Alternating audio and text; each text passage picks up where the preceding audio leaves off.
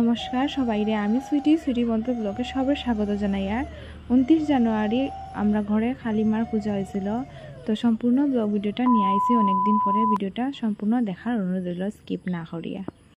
তো রাধে রাধে সবরে, আমি সুইটি বন্ধু ব্লগে আবারও সবাই স্বাগত জানাই আর ফেসবুক প্রোফাইল এবং ইউটিউব চ্যানেলে। তো দেখতে পারা এখানেও পূজার কাজকর্মগুলা শুরু হয়ে গেছে। তো সকালবেলা আমি সব কাজকর্ম শেষ করিয়া ঠাকুরের পূজা অর্চনা দিয়া এখানে আমরা উঠানেতে বসছিলাম আলপনা করার লাগিয়া। তো পূজাটা আসছিল 29 জানুয়ারি, তো অনেক লেট হয়ে গেছে পোস্ট করতে করতে, তবু বসে শেয়ার হলে। তো এখানে সব কাজকর্ম শেষ হয়ে গেছে, গল্প শাড়ি সব কিছু ঠিক করেছে। আমার ছোটো বই নাইয়া লাগছে, তাই লুচি সুজি বানানো লাগছে। আমি ঠাকুরের সব কিছু রেডি হলাম, লাগা বাসার হাঁকি বুনি হইলা। সন্ধ্যার সময় মারে আগমন করিয়া গড়ে আনার অপেক্ষা করা। আমরা একদম ঘরের কিনারেই আছেন মা কালীর মন্দির, তো তান্ডে গিয়া দুবদুনা প্রথমে দেখাইছি। তো দেখানোর পরে এখানে আমরা ঘরের মা গেছেন। তো হঠাৎ করিয়া আর কি মা কালীর পূজাটা দেওয়ার প্ল্যান করা হয়েছে। আমার বিয়ার 4 বছর কমপ্লিট হইয়া ফাঁসে পড়ে গেছে, এইরকম আর কোনো পূজা অর্চনা হয়েছে না। তো প্রথমবার আমার বিয়ার পরে পূজাটা হয়েছে। তো আমার দেওয়ারেও বোধহয় মানস করছিল, হ্যাঁ বোধহয় স্বপ্নও দেখছে। তো ওই কারণে আর কি মারে একটু পূজা অর্চনা করা হয়েছে। তো 2025 সালের জানুয়ারি মাসের প্রথম দিকেই আর কি মার পূজা অর্চনাটা করার লাগে প্ল্যান করা হয়েছে। তো যাই হোক, মার পূজা ওই তো দিয়া কথা। তো এখানে সব কিছু রেডি গেছে, সুন্দর করা হয়ে গেছে। মারে এখানেও সাজাইয়া বসানো আর কি। আমি এখানে রান্নার রাঁধুনি আই গেছেন। মার শাক সবজি যেটা আছে সব কিছু আর কি রেডি হয়ে গেছে। তো এখানে আমি চুলারে প্রণাম করিয়া যাইলাম আর পানবাটা দিয়া দক্ষিণা দিয়া।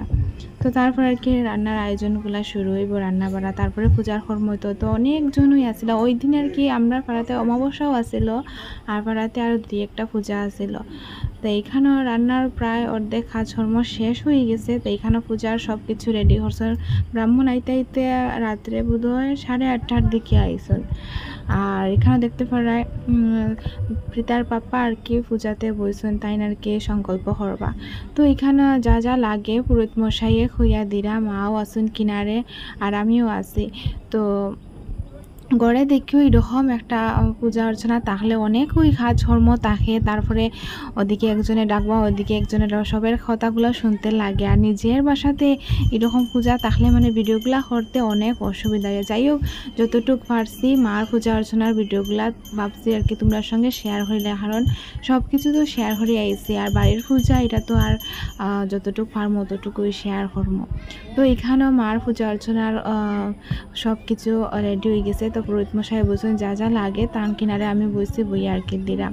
তো এখানেও তার পাপারে দেখা হয়েছে যে বসার লাগিয়া সংকল্প করতে। তো আমার শ্বশুর মশাই আর কি বসতে পারতেন, আর দেওয়ারও কাজের ব্যাপার আর কি একটু ব্যস্ত তাহায়, তো তাই বলছে। তো এখানে দেখতে পারা আমিও আছি। আমার শাশুড়ি মা গেছেন গিয়ে আবার রান্না করে। তো যারা চা দিতে লাগেন ঘরে আমার আর কি মামিও হয়েছেন, তারা সবে মিলে চাটা দিরা। তো এখানে পূজা শেষ হয়ে গেছে, যজ্ঞ হইতো, যজ্ঞ লাকড়িগুলা ঠিক করা। তারপরে দেখিও অনেক মানুষজনও আইসেন। আর বাসাতে এরকম পূজা অর্চনা তাহলে মনের মধ্যে একটা আলাদাই খুশি থাকে। তো অনেক দিন দেখিও ভাবছি যে ভিডিওটা পোস্ট আর করা না। আর অনেক দিন হয়ে গেছে ভাবছি যে আজকে না শেয়ার করিলাই।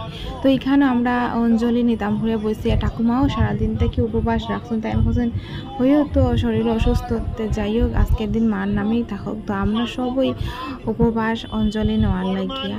তো হঠাৎ ধরিয়া আমারও একটা শরীরের মধ্যে অসুবিধা করে লইল অঞ্জলিতে বসার সঙ্গে সঙ্গে। আপনার কীরকম একটা হয়ে গেছে শরীরের মধ্যে। আর যাই হোক, তো তাই নিখানে শঙ্কর জল দিয়ে সেটা ওটা দেওয়ার পরে আমি ঠিক হয়েছে, আবার আগের মতো আর কি অঞ্জলি লইতে পারছি।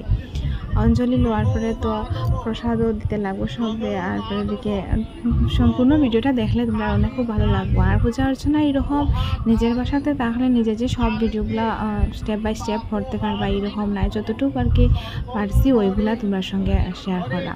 তো এখানে আমরা অঞ্জলি নেওয়া প্রায় শেষ হয়ে গেছে। তাই না আবার পুরোহিত মশাই যেটা আরেক বাসাতে পূজাতে মা কালীর। আর যজ্ঞ শেষ হওয়ার অঞ্জলি নেওয়া শেষ হয়ে গেছে, ভোগও লাগানো হয়ে যায়। তো ভোগ লাগানোর পরে সব কিছু রেডি করলাম।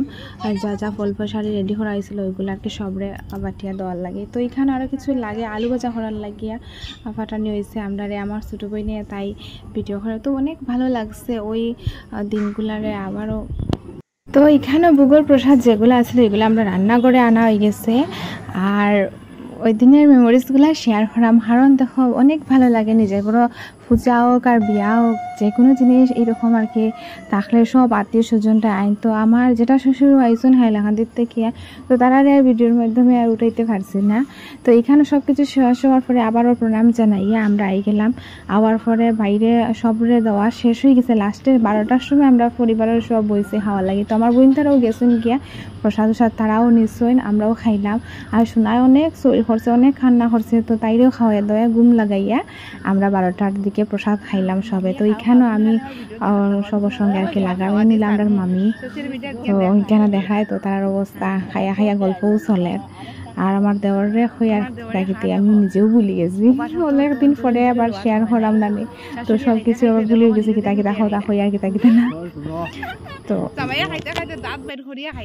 হাসি আনন্দের মুহূর্তগুলা খাওয়া দাওয়ার মাধ্যমে এখানেও শেষ হইল।